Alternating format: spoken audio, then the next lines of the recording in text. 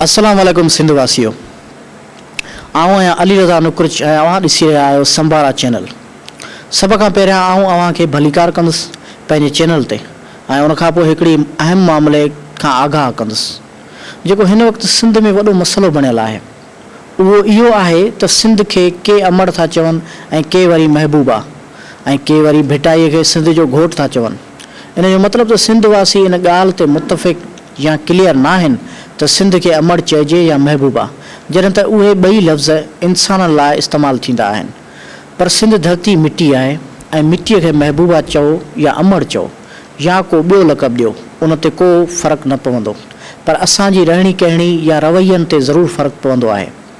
हीअ ॻाल्हि करण जो मक़सदु इहो आहे त असां हिन वक़्तु सिंध में धारियुनि जी आबादकारी नामंज़ूर जूं रड़ियूं कंदा रहूं था, पर हिन धरतीअ ते क़ाबिज़ बि धारिया ई आहिनि।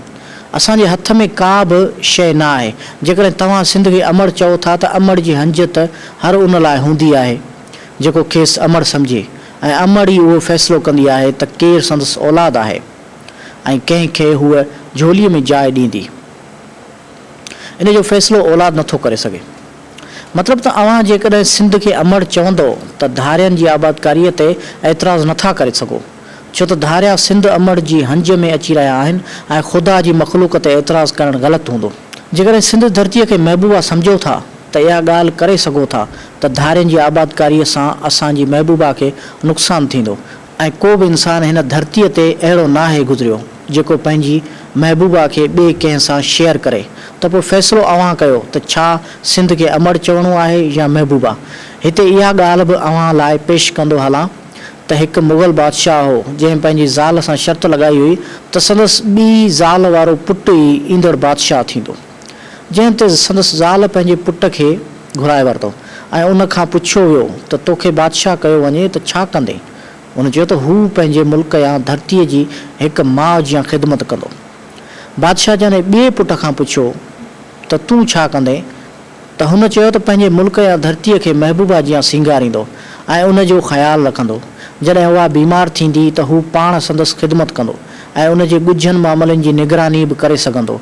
जॾहिं त अमर हिकु पाक रिश्तो आहे, उन में ॻुझी ॻाल्हि खे शामिलु नथो करे सघिजे। जंहिंखां पोइ बादशाह शर्त खटी वियो ऐं उहा ॻाल्हि बादशाह ऐं उन जी ज़ाल ॿिन्ही खे वणी ऐं उन खे बादशाह बणायो वियो। हिते इहा ॻाल्हि बि कंदो हलां त जॾहिं आदम अलैहिस्सलाम खे जन्नत मां कढियो वियो त उन वक़्तु सभ खां पहिरियां साणुसि मिलण वारी ऐं साथ निभाइण वारी बि बीबी हवा हुई, जेका संदसि ज़ाल हुई यानी महबूबा। मतिलबु त हिन दुनिया में माउ जो रिश्तो अफ़ज़ल आहे, पर महबूबा हर जवान जी ज़रूरत आहे। इन हीअ लाइ असांजी नई टहीअ खे सिंध खे महबूबा जो दर्जो ॾियणो पवंदो। उमेदु कयां थो त अव्हां खे मुंहिंजी हीअ वीडियो पसंदि आई हूंदी। मुंहिंजे चैनल खे लाइक ऐं सब्सक्राइब करणु न विसारींदा।